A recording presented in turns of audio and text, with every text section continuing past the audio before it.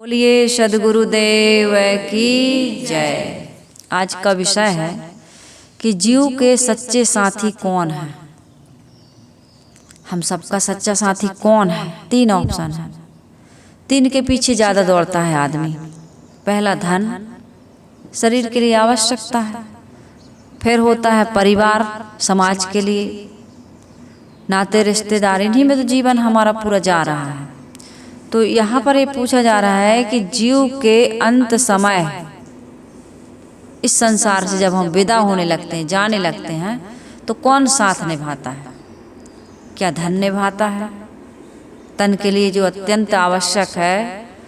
क्या परिवार के लोग निभाते हैं, यानी कि वो साथ चलते हैं? कि हमारा भगवान जिसे हम मानते हैं वो साथ चलता है? कौन हमारे साथ चलता है? कहते हैं एक व्यक्ति की मौत आई सामने, उसको लगा कि अब मैं मरूंगा। बुढ़ापा आए या ना आए, आदमी को जब मौत का समय निकट आता है तो किसी किसी को पता चल जाता है, लगता है। बुढ़ापे में तो लगने ही लगता कि अब मरेंगे।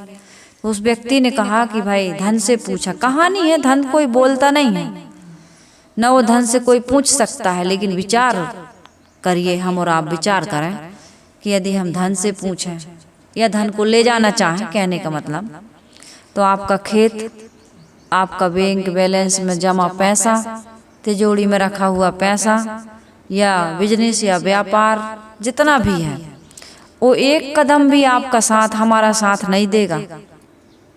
देता है आज तक? इकट्ठे कर जहाँ के जर सभी मुल्कों के मालिक थे। सिकंदर जब गया दुनिया से तो दोनों हाथ खाली थे। सिकंदर ने कहा कि मेरी अर्थी से मेरे दोनों हाथ जब मेरा जनाजा उठाओ। आदमी गांव बस्ती मरता है और शमशान ले जाया जाता है उसको। तो उस यात्रा में जब मुझे ले जाओगे तो मेरे दोनों हाथ कफन से बाहर कर देना। लोगों ने कहा ऐसा क्यों? कहे वो इसलिए कि लोगों को ये पता चल जाए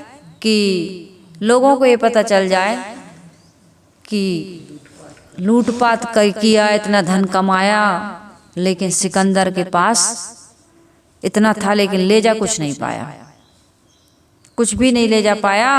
कहते हैं इकट्ठे कमा लो चाहे जितने हीरे मोती, मगर याद रखना कफन में जेब नहीं होती।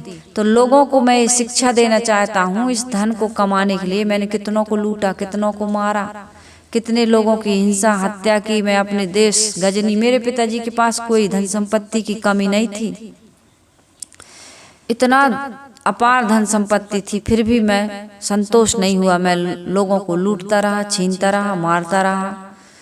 सभी इस मतलब विश्व विजेता बनना चाहा मैं, लेकिन मेरे पास आज क्या जा रहा? कुछ भी नहीं जा रहा है। इसलिए मेरे दोनों हाथ खाली हाथ है ना, मुट्ठी बांध के आता है और हाथ पसारे जाता है, तो कुछ नहीं ले जा रहा हूँ। इसलिए वैद्यों को, हकीमों को, डॉक्टरों को मेरे जनाजे में कंधे लगाने को बोलना, ये मुझे शमशान तक ले जाएंगे। तो ये ऐसा क्यों? कहे देखो मौत से कोई नहीं बचा पाता है, चाहे कितना बड़ा सर्जन हो, कितना बड़ा डॉक्टर हो, कितना बड़ा वैद्य हकीम हो, लेकिन जब मौत आती है तो आदमी को कोई नहीं बचा पाता है।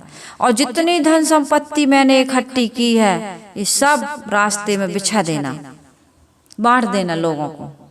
कितने लोग फेंकते हैं ना पैसा, ये बताने के लिए कि धन संपत्ति ये किसी काम की नहीं होती है। आदमी को इस धन के पीछे पूरा जीवन बर्बाद नहीं करना चाहिए। धन देह निर्वाह के लिए आवश्यक है, इसकी हम अवहेलना नहीं कर सकते हैं, इसका तिरस्कार नहीं कर सकते हैं। धन की तो आवश्यकता है इस तन के लिए, लेकिन अति नहीं करना चाहिए। फिर उसने परिवार वालों के बारे में विचार किया कि परिवार के लोग मेरा साथ देंगे क्या? तो परिवार के लोगों ने कहा भैया मैं दूंगा, लेकिन शमशान तक जाऊंगा, इसके आगे हमारी पहुंच नहीं है, हम नहीं जा पाएंगे। फिर वो भगवान को याद करता है, हे भगवान तुम आओ। तो भगवान भी कहीं दिखाई नहीं देता। दिखाई क्या देता है? जो उसने कर्म किए हैं जीवन भर, वही उसके सामने आकर के खड़े होते हैं, और उसी कर्मों के अनुसार जीव की गति होती, मुक्ति होती, जैसा कर्म करता है। इसलिए संसार में सबसे श्रेष्ठ क्या है? कर्म। आदमी को कर्मों पर ध्यान देना चाहिए। सदगुरु कबीर साहब जी से किसी ने पूछा कि साहब मुक्ति का कोई रास्ता बताइए, इस संसार में हमें सुख से जीने का, मुक्त होने का, अंत समय में हमारा अच्छा धर्म कर्म बने, पुण्य परमार्थ बने, इसका कोई रास्ता बताइए। तो सदगुरु कबीर साहब जी ने कहा कि 2 काम कर लो। कितने काम कर लो? सिर्फ 2। ज्यादा काम करने की आवश्यकता नहीं है। केवल 2 काम आदमी कर ले तो उसके जीवन में कभी भी दुख नहीं आएगा और मरते समय उसको कोई पश्चाताप नहीं होगा। आदमी इतना सब कुछ कर रहा लेकिन सुख से नहीं जी रहा, और मरते समय उसको बड़ी चिंता, बड़ा भय होता है कि पता नहीं क्या करेंगे। हल हल कांपे बाला जीव, न जानो का करी है पीऊ। अरे हल हल कांपता है आदमी, दुखी होता है कि पता नहीं बुढ़ापा आया नहीं कि आदमी को दुख, आदमी का भय, डर इतना ज्यादा बढ़ जाता है कि उसका बीपी, ये बड़ी बड़ी बीमारियां, शुगर, अटैक, ये सब क्यों आ जाता है? चिंता में, भय में आदमी को बहुत सारे रोग हो जाते हैं। वैसे तो शरीर भी बूढ़ा हो गया, ऊपर से अब आप चिंता और कर रहे हो तो परेशानी होती है। तो मेरा कहने का मतलब ये है, कबीर साहब जी ने कहा केवल 2 काम कर लो। उसने पूछा कि वो 2 काम बताइए साहब। तो कबीर साहब जी ने कहा, जो तू आया जगत में तो ऐसा कर ले। यदि तुम संसार में आ गए हो तो ऐसा करो, कर साहिब की बंदगी और भूखे को कछु देओ। यदि तुम संसार में आए हो तो 2 काम कर लो। जो तू आया जगत में तो ऐसा कर लियो। कैसा कर लियो? कर साहिब की बंदगी। साहिब यानी स्वामी। हमारा आपका सबका स्वामी कौन है? मालिक कौन है? हम स्वयं हैं। हमारे अंदर जो बैठा हुआ परमात्मा है ना, वो हमारा स्वामी है, हमारा मालिक है। सारा कहने चाहिए मेन स्विच, हेड ऑफिस तो हमारे जैसी जैसी प्रेरणा दे रहा है ये अंदर वाला, ये अपने मन को, इंद्रियों को चला रहा है। मन से सारे कार्य होते हैं, लेकिन मन को सत्ता कौन देता है? बुद्धि को सत्ता कौन देता है? अंदर वाला ही तो दे रहा है। अंदर वाले को जानो, ऊपर वाले को ना जानो। ऊपर तो पोल है, शून्य है, आकाश अवकाश, खाली जगह है, वहां कुछ भी नहीं है। तो अंदर में बैठा हुआ परमात्मा है, यानी स्वरूप का बोध प्राप्त करो कि मैं कौन हूं। हमारी उपनिषद कहती अहम ब्रह्मास्मि, मैं कौन हूं? ब्रह्म हूं। तो पूछने वाले ने कहा कि भाई यदि तुम ब्रह्म हो तो मैं कौन हूं? तो कहे तत्त्वमसि, तुम भी ब्रह्म हो। तो और लोग ऐसा अय आत्मा ब्रह्म, तो कहे सब ब्रह्म है। उसको प्राप्त कैसे करेंगे? ए बोध कैसे जागृत होता है? प्रज्ञानम ब्रह्म, ज्ञानवान बनो। और मनुष्य ज्ञानवान है, मनुष्य अज्ञानी नहीं है, ये अज्ञानी बना हुआ है। इसको अज्ञानी बनाया गया है। इसको भौतिक प्राणी पदार्थों का महत्व बताया गया, और जब वहां वो संतुष्ट नहीं हुआ तो कहा कहीं कोई आकाश पाताल में भगवान होगा, उसका भजन करो। तो भजन का भी बड़ा रूढ़ अर्थ बता दिया। कहीं मूर्ति बना दिए, कहीं पिंडी को नहलाने लगे, कहीं चित्र को उसकी पूजा आरती करने लगे, कहीं गंगा में नहाने लगे, कहीं व्रत उपवास करने लगे, कहीं कथा भागवत बाँचने या सुनने लगे। इसको आदमी ने क्या कहा? भजन कह दिया। लेकिन हमारे संत गुरुजन कहते हैं ये भजन नहीं है, कर साहिब की बंदगी। साहिब हमारा स्वामी कौन? हमारा अपना आत्मा। और उसका बंदगी करना क्या है? बंधनों से मुक्त कर लेना। बंधनों से मुक्त कैसे करोगे? जब अज्ञान हमारा दूर होगा।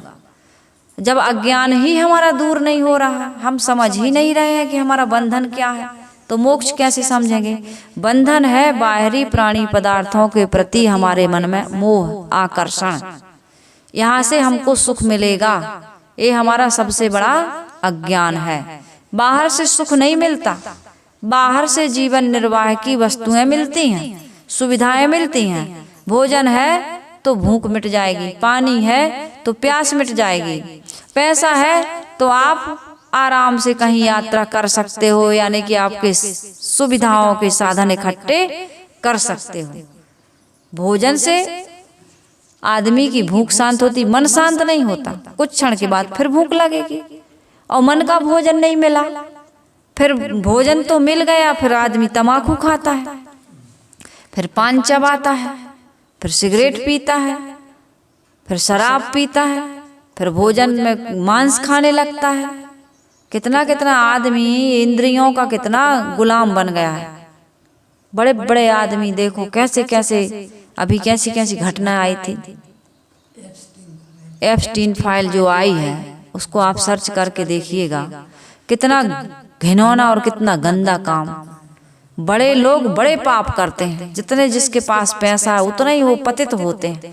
हर आदमी के लिए नहीं कह रही हूँ, लेकिन पैसा आदमी को पाप करवाता है। धन में 15 दोष कही, कबिन कीन परमान, यही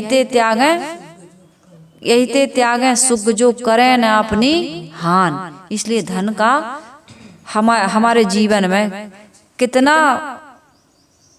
महत्व है, इस कितनी जरूरत है, इसको सदगुरु कबीर साहिब जी कहते हैं, साईं इतना दीजिए जामे कुटुंब समाए, मैं भी भूखा ना रहूं साधु न भूखा जाए। बस इतना धन चाहिए कि मैं भूखा ना रहूं, मेरे परिवार के लोग भूखे ना रहें, और कोई मेरे दरवाजे आ जाए पवित्र आत्मा या जरूरतमंद, तो वो खाली हाथ ना वापस हो, उसको हम कुछ न कुछ दें। तो यहाँ पर मैं कह रही हूँ सदगुरु कबीर साहिब जी की साखी कि जो तू आया जगत में तो ऐसा कर ही ले, दो काम करो, कर साहेब की बंदगी।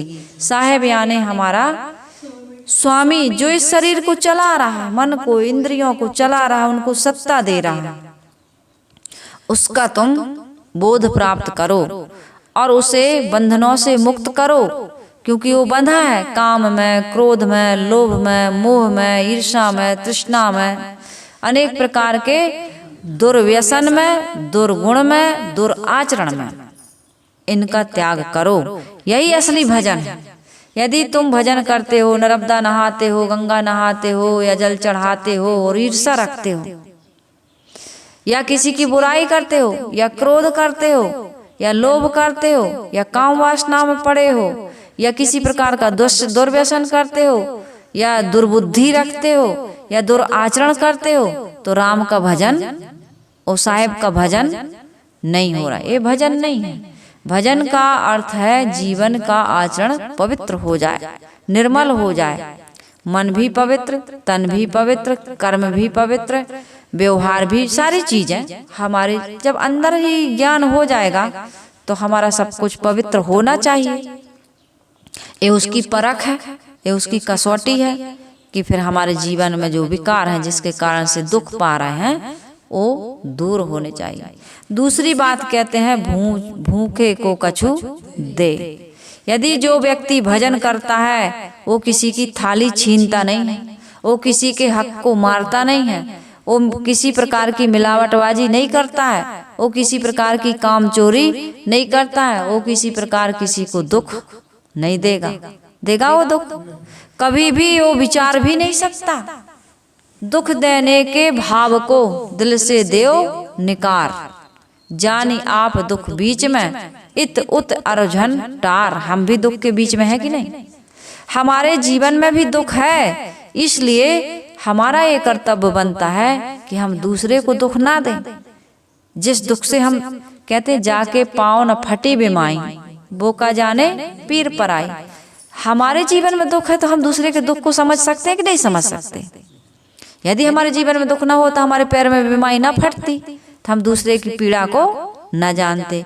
लेकिन हमारे जीवन में दुख है जिन चीज़ों को लेकर के हम नहीं चाहते कोई हमारे साथ विश्वासघात करे, कोई मिलावटबाजी करे, कोई हमसे झूठ बोले, कोई हमारी वस्तुओं को छीन ले, चुरा ले, कोई अपमान कर दे हमारा, कोई निंदा कर दे, कोई हमारी बुराई करे।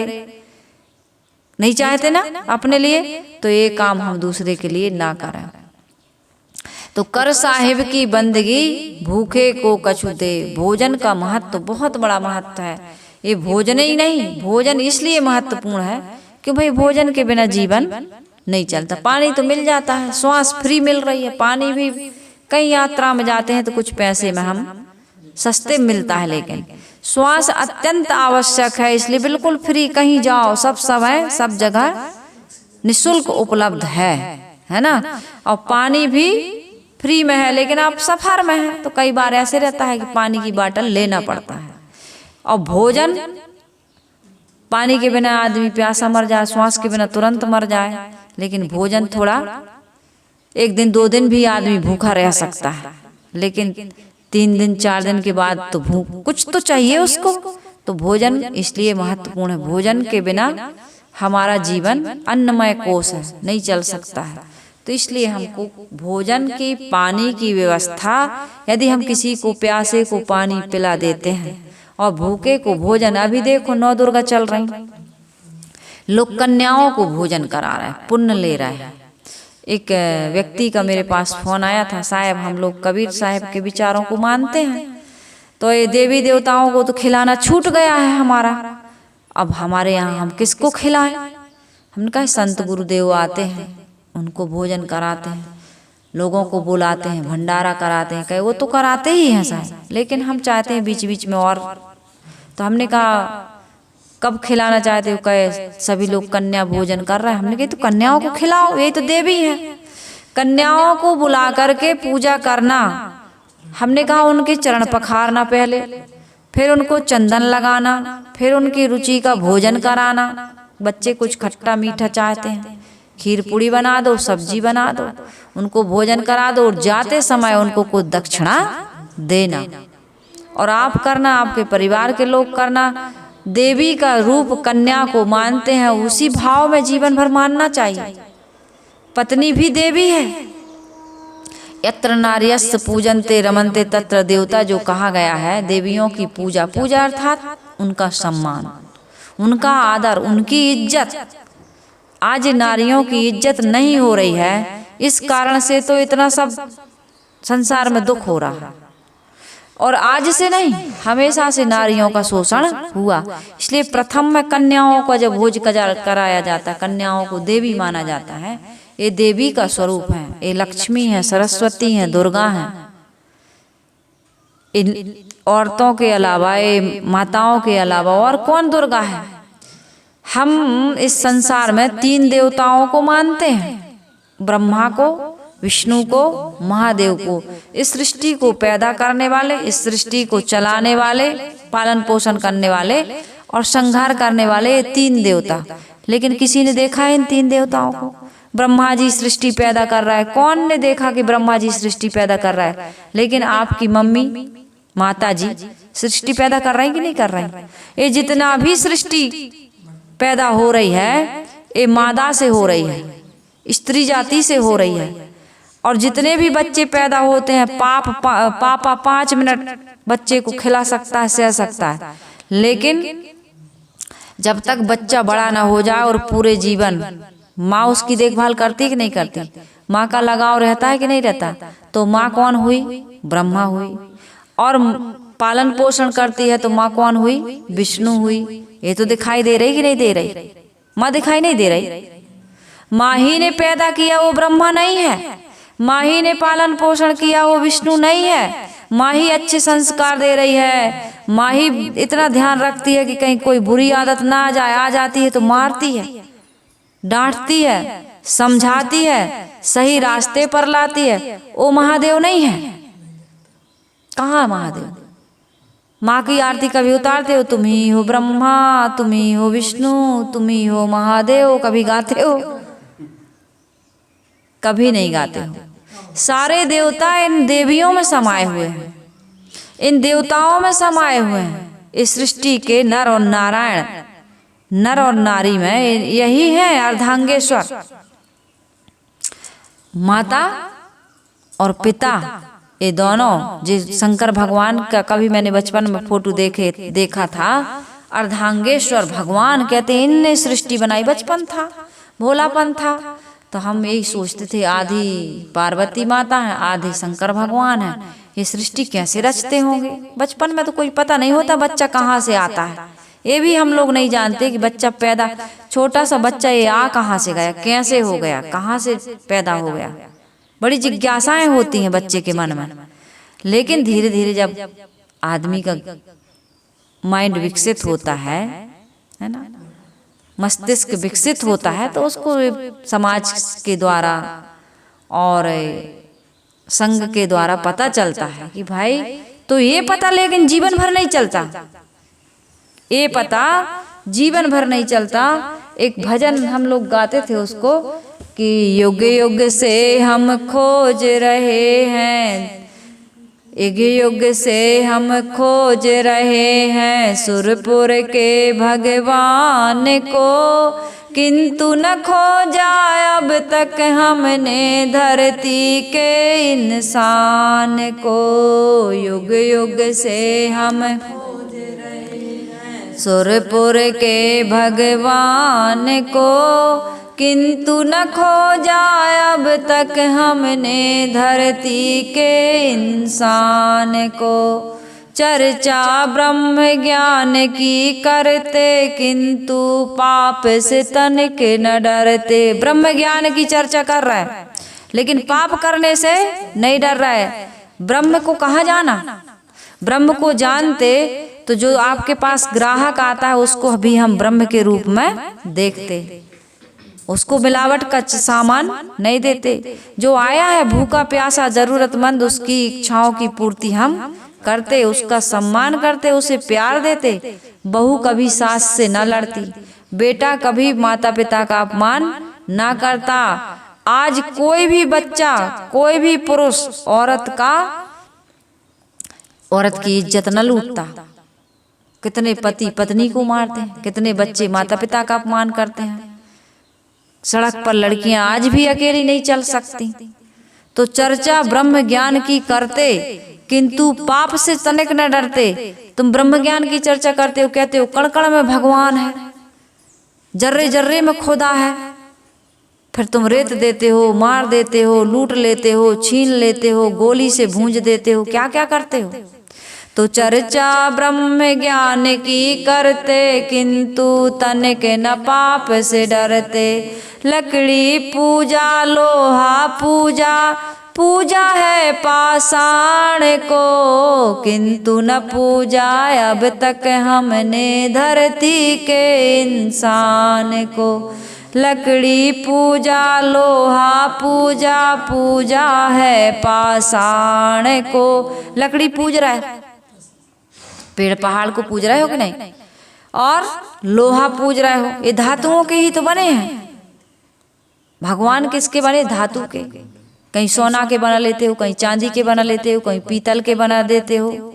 लड्डू गोपाल किसके बनते हैं।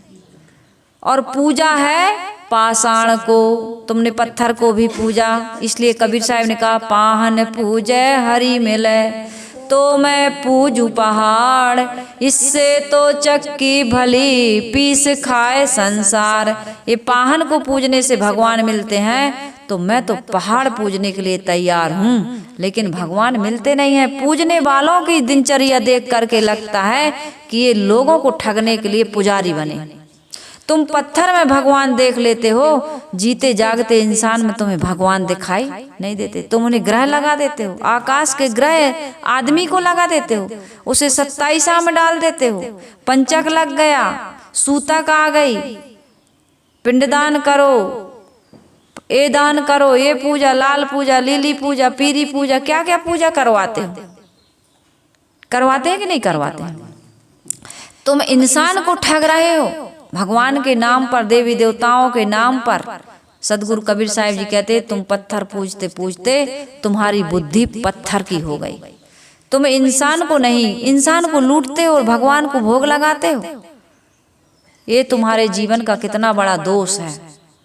और इनको हम पंडित कहें, जो तोहरा को ब्राह्मण कहिए तो का को कहिए कसाई। सदगुरु कबीर साहिब जी कह रहे हैं कि बलि और कुर्बानी के नाम पर जिन लोगों ने लिख दिया कि भगवान खुश होते हैं, ये जीव की वध कर दो, बलि कर दो, कुर्बानी दे दो, वो चाहे हिंदू के यहाँ हो चाहे मुसलमान के यहाँ, वो क्या है, कसाई है। वो ब्राह्मण नहीं, वो पादरी नहीं है, वो मुल्ला नहीं, मौलवी नहीं है, वो ज्ञानी नहीं है। प्रसाद खिलाते हो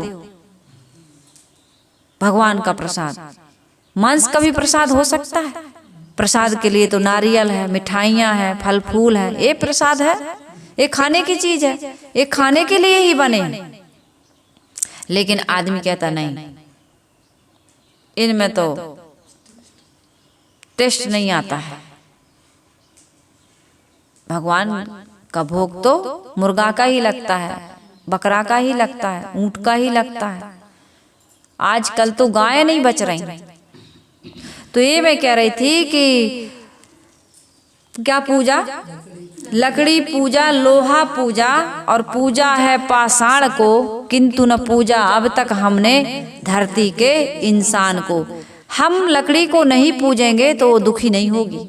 हम पेड़ को नहीं पूजते, जल चढ़ा दो उसको, जल मतलब पानी, पानी की जरूरत है, सिर्फ पानी दे सकते हैं हम। बाकी और पेड़ों में तो हम कहाँ कहाँ पानी डालने जाते हैं, अपनी खुराक को खुद ले लेते हैं। जब तक छोटा है पौधा उसमें पानी दीजिए, हवा ले ही रहा है, ऑक्सीजन ले ही रहा है, नहीं हो वायु उसको मिल रही है, धूप उसको मिल रही है, मिट्टी उसको मिल ही रही है, सिर्फ तुमको पानी देना है। तो यदि नहीं दोगे पेड़ पहाड़ को, जंगल को नहीं तुम सुरक्षा दोगे, फिर भी जंगल हरा भरा है।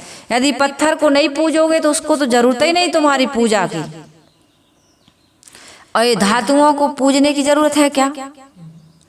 धातु उसको कोई ज्ञान है? हम जो धातु पूज रहे हैं उस धातु को कोई ज्ञान है? धातु को भी कोई ज्ञान नहीं है। धातु को पूजोगे, धातु को तो कोई ज्ञान नहीं है कि भाई हमारी कोई पूजा कर रहा है। तो इस प्रकार से सदगुरु कबीर साहिब जी कहते हैं कि धातु को पूजने की आवश्यकता नहीं है, लेकिन तुम्हें किस चीज को पूजने की आवश्यकता है? इंसान को पूजने की। यदि इंसान का सम्मान नहीं हो रहा है तो इंसान दुखी होता है कि नहीं होता है? माता पिता दुखी है कि नहीं है? पत्नी दुखी होती है कि नहीं होती है? इसलिए हम सबको क्या करना चाहिए? पेड़ पहाड़ को पूजें या ना पूजें, लेकिन इंसान को हमें जरूर पूजना चाहिए। पूजने का अर्थ क्या है? उसका सम्मान करो, उसका आदर करो, उसके पास बैठो, उसके दुख सुख में शामिल हो और ये प्रयास करो कि हमारे व्यवहार के द्वारा इसको किसी प्रकार का कोई दुख ना हो। तो इसलिए हम सबको क्या करना चाहिए कि पेड़ पहाड़ को पूजने से अच्छा है कि इंसान के साथ सुंदर व्यवहार करना चाहिए। क्योंकि जड़ वस्तुओं में, जड़ प्रकृति में जीवन है लेकिन जीव नहीं है। वो जानते नहीं है कि तुम भोग लगा रहा है, कि जल चढ़ा रहा है, कि दिया जला रहा है, कि अगरबत्ती लगा रहा है, कि कितना सुगंधित द्रव्य हमें चढ़ा रहा है, उसको नहीं है। ये जीवित कोशिकाएं, तांत्रिक तंत्र अर्थात नर्वस सिस्टम, मस्तिष्क यानी कि ब्रेन, ये तीन चीजें केवल मनुष्य में है, यानी कि देहधारी में है। अन्य इनमें पेड़ पौधों में नहीं है। और जिनमें ये तीन चीजें नहीं है वहां पर कोई ज्ञान नहीं होता है। इसलिए ज्ञान का साधन क्या है? चेतना है। मिट्टी वास्तव में कई चीजों का मिश्रण होती है, जैसे छोटे छोटे पत्थर भी होते हैं, धातुएं भी होती हैं, लेकिन इसमें चेतना नहीं होती है। तो हम सबको, आप सबको समझने की यही आवश्यकता है कि भाई हमको इंसान में भगवान दिखना चाहिए। इस भूखे इंसान को भोजन देना चाहिए, प्यासे इंसान को पानी देना चाहिए, भटके हुए इंसान को रास्ता बताना चाहिए। कोई दुखी व्यक्ति है, पीड़ित व्यक्ति है, असहाय व्यक्ति है, इसका सहयोग कर दो, यही भगवान की पूजा है। गधा को पानी पिला दिया एकनाथ जी महाराज ने, उनका जल चढ़ गया वहां शंकर जी को। सबसे पहले रामेश्वर में जल चढ़ गया कि नहीं? रामेश्वर से जल भरते हैं तो बद्रीनाथ जाते हैं, कहाँ जाते हैं? केदारनाथ जाते हैं ना, वहां उनका जल चढ़ गया। एकनाथ जी महाराज का जल सबसे पहले चढ़ गया, कांवर का सारा पानी गधे को पिला दिया। हमारे पड़ोस में किसी को कोई आवश्यकता है, सामान रखा है, लेकिन हम देते नहीं, पूछते नहीं तुमने भोजन किया कि नहीं, वो तुम्हारे घर खाने नहीं आ जाएगा, इतना ही पूछ लो कि भाई और सब बढ़िया। इतना आदमी खूब सत्संग सुन रहा है, खूब भजन कर रहा है, खूब भगवान के मंदिर में रोज दिया जला रहा है, लेकिन अंधेरा अपने अंदर है। रोशनी कोट और किलों में है, रोशनी दफ्तरों और मिलों में है, लेकिन अफसोस कि अंधेरा आदमी के आज भी दिलों में है। अंदर अंधेरा है कि नहीं है? भगवान को तुम बाहर खोज रहे हो, भगवान भीतर बैठा कह रहा है कि भैया ये काम करो, ये काम ना करो। तो सदगुरु कबीर साहब जी कह रहे हैं कि जो तू आया जगत में तो ऐसा कर ले ओ। बस दो ही काम, कर साहिब की बंदगी, भूखे को कछु देओ। जब आत्मा का ज्ञान हो जाता है तो वो से हर जगह हर प्राणी में वही आत्मा का दर्शन होता है जो अंदर में अपने अंदर हुआ, और फिर वो किसी को तकलीफ नहीं देता। संतों का जीवन देखो, ईसा को क्रास पर चढ़ा दिया, लेकिन उन्होंने कहा हे प्रभु इन्हें क्षमा करना, ये नहीं जानते हैं कि हम कितना बड़ा अपराध कर रहे हैं। मैं तो अजर अमर अखंड आत्मा हूँ, शरीर छूटेगा, शरीर तो नाशवान है। भगवान इनको हे जिनको मानते थे, जिस भगवान को यीशु, उन्होंने कहा इनको क्षमा करना। महात्मा बुद्ध के महावीर के कानों में कील ठोक दिए, वो रो रहे हैं, उन्होंने क्षमा कर। स्वामी दयानंद सरस्वती, स्वामी दयानंद सरस्वती जी को जहर दे दिया, उन्होंने असरफियां दी। जो जहर दे रहा है भंडारी, उनको असरफी देगी, भाग जाओ यहाँ से, लोग तुम्हें मार डालेंगे, तुम अपनी रक्षा करो, हम तो जा ही रहे। ऐसा भाव बन जाता है। संतों को सताया जाता है, संतों का अपमान होता है। संत जानते हैं कि वो नहीं जानता अज्ञान वश से पाप कर रहा है, लेकिन मैं जानबूझ के पाप करूंगा तो भगवान मुझे माफ नहीं करेगा, क्योंकि यहाँ इस संसार में सबसे बड़ा भगवान है हमारा कर्म। हम जो कुछ भी करते हैं वो कर्म हमारा पीछा करते, वो साथ जाते हैं। धनानि भूमो पशवस्स गोष्ठे, भार्या गृह द्वारे जना शमशाने, देहश्चितायाम परलोक मार्गे, धर्मानुगो गच्छन्ति जीव एका। कर्म आपका साथ देता है, ना आपका धन साथ देता है, ना आपका परिवार साथ देता है, और ना आपका भगवान साथ देता है। साथ देता है तो कर्म, क्योंकि कर्म के अधीन भगवान भी है। जिन्हें हम राम कहते हैं, कृष्ण कहते हैं, वे महापुरुष भी कर्म के अधीन हुए हैं। वे भी किसी के दुख को दूर नहीं कर पाते हैं और खुद का दुख भी दूर नहीं कर पाते हैं। जगन्नाथ में ठूठे बैठे हैं, व्याध से उनका भी प्राणांत हुआ। राम को भी सरयू नदी में जल समाधि लेनी पड़ी। दशरथ जी को भी पुत्र वियोग में मरना पड़ा। द्रौपदी जी का भी वहां चीरहरण हुआ। माँ सीता को भी जंगल में ऋषि के आश्रम में लव और कुश नाम के 2 बच्चों को अकेली पैदा करती है। ये इतिहास बता रहा है, क्यों नहीं आंखें खुलती कि कोई न काहू सुख दुख कर दाता, और निज कृत कर्म भोग सुनो भ्राता, आपन कर्म न मैटो जाई, कर्म का लिखा मिटे धों कैसे, जो युग कोटि सिराई। गुरु वशिष्ठ मिल लगन सुधायो, कितना बढ़िया। सूर्य मंत्र एक दीना, जो सीता रघुनाथ विवाही, पल एक संचन कीना। 3 लोक के वे धनी थे, उनके साथ में राम जी के साथ में सीता जी की लगन हुई, विवाह हुआ। 3 मूर्धन पंडितों ने लगन शोधी, लेकिन सीता मैया एक दिन भी सुख से न रही बेचारी। ओ परिश्रम, दुख पर दुख, दुख पर दुख भोगते रहे। राम भी, सीता भी, लक्ष्मण भी, दशरथ जी तो हाय हाय करते चले ही गए। 3 माताएं, भरत भी आ गए, तब भी से सुख से कहा। सीता ही मैया को जब वन में निकाल दिया, जिस राजा की रानी ही साथ में नहीं है, और राजा का संतान ही तो फिर राज्य चलाता है, और जिस राजा की संतान ना हो तो उस संतान के लिए कितना वो करता है, एक संतान हो जाए, इस राज्य का अधिकारी हो जाए। लेकिन वहां कुछ नहीं। सीता ही चली गई, जब माँ ही चली गई तो वहां कहाँ से संतान होगी बताओ। और जब आए यहाँ तो सीता जी पृथ्वी में समा गई। लव कुश आए ही पता चला, चलो तो सीता जी समा गई।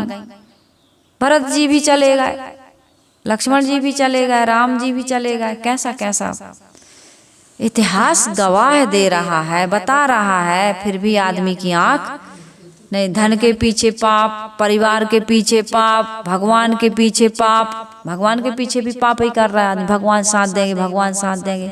तो जो अंदर वाला भगवान जो साथ दे रहा है उसकी पहचान ही नहीं, और बाहर का भगवान जो मिलेगा नहीं, है ही नहीं। शून्य ही बंछे शून्य ही गयहु, हाथा छोड़ बेहाथा भयहु।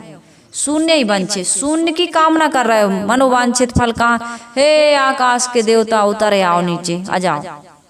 मंदिर में बैठे हुए भगवान निकलो, हम भोग लेकर के आए हैं। भोग चढ़ाया और लेके चाबी लगा दिए ताला, अब खा लो पी लो, अब तुम यहीं कैद रहो। कहूँ निकलने आने बाहर ना, हमरे पाप पुण्य देख ले तुम यहीं रहो मंदिर में। यही सब भगवान न खा रहा न पी रहा, ताला लगा दो तो तुम जानो, खोल दो तो तुम जानो, हम तो है ही नहीं यहाँ मंदिर में थोड़ी है हम तो अरे चालाक तेरे अंदर में है, हम सब देख रहे हैं। तू कितना दूध में पानी मिला रहा है, चावल में कंकड़ मिला रहा है, हल्दी में पीली मिट्टी मिला रहा है, कितना धनिया में लीद में, मतलब जहाँ जहाँ जो कुछ तू मिलावटबाजी कर रहा है, छल कपट मन में रखा है, अंदर तेरे अंतर्यामी और रोज तुझे समझाता है। भला बुरा क्या करना तुझको राह तुझे दिखलाता है, पर तू मन की कहीं पर चल रहा, मन में मैल भरा है। जा रहे हो तन को साफ करने, तन को जल से धुलाना सरल है, मगर मन को निर्मल बनाना बड़ी बात है। मन को निर्मल कौन बनाता है? ये सत्संग रूपी सरिता। ये सत्संग में डुबकी नहीं लगाओगे तो चाहे जितना जल चढ़ाओ, चाहे जितना गंगा नहाओ, चाहे जितना देवी देवताओं की परिक्रमा कर लो, आपके जीवन का दुख दूर नहीं होने वाला है। इसलिए जिनका जीवन का दुख दूर हुआ है उनका सत्संग से ही हुआ है। सबरी का देख लो, इनका सनक सनंदन सनातन का देख लो, सुखदेव जी का देख लो, नारद जी का देख लो, ये नीच जाति जिनको कहते हो ना, अंगरा का देख लो, वशिष्ठ का देख लो, व्यास जी का देख लो, ये कैसे पैदा हुए थे। कबीर साहब जी का देख लो, स्वामी शंकराचार्य जी का देख लो, कैसे पैदा हुए थे। इतिहास उठा के देखो, ईशा कुंवारी कन्या के बच्चे, इनका ये कैसे पैदा हुए थे। लेकिन इन्होंने भजन किया, इन्होंने अपने आत्मा राम की परख की, तो इनका जीवन कहाँ से। आज उनका नाम लेते हो, जात नहीं पूछते हो, जात पात पूछे नहीं कोई, और हरि को भजे सो हरि को होई। राम जी जाति नहीं देखते, कुल नहीं देखते, कहे हैं ना राम। अयोध्या के राम सबरी माता को समझाए हैं। वो इतनी अच्छी बात क्यों कह पाए? क्योंकि वो गुरुकुल में गए थे, उन्होंने आत्मज्ञान, उनको आत्मज्ञान था। तब तो उनके जीवन में इतना दुख आया, लेकिन धर्म को उन्होंने नहीं छोड़ा। हाँ, उनसे भी कुछ भूल चूक, कितने लोग तो उनमें भी कमी देख लेते हैं राम में। अरे राम को सोने के मृग के पीछे जाने की क्या जरूरत थी? सीता को नहीं समझा सके, राम स्वयं सीता को नहीं समझा सके कि सीता सोने का मृग नहीं होता है, इसकी मृगछाला का क्या करोगे तुम।